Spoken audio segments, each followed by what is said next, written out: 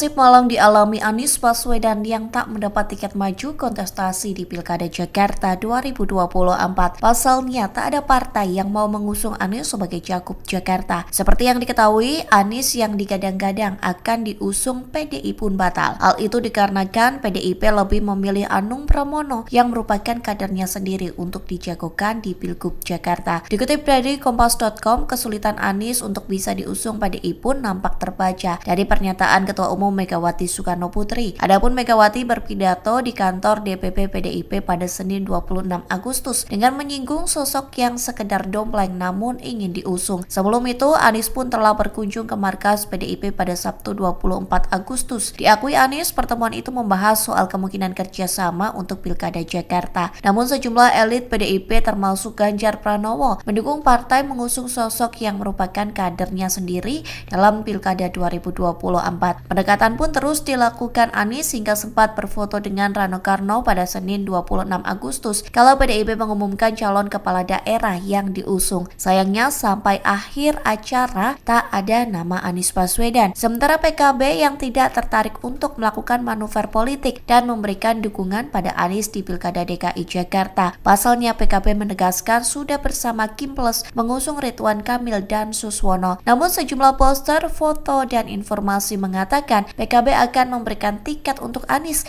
yang diduetkan dengan Muhaimin Iskandar atau Caimin di Pilkada Jakarta. Terkait isu tersebut, Wakil Ketum PKB Jazilul Wafaid menampiknya. Download Tribun X sekarang, menghadirkan lokal menjadi Indonesia.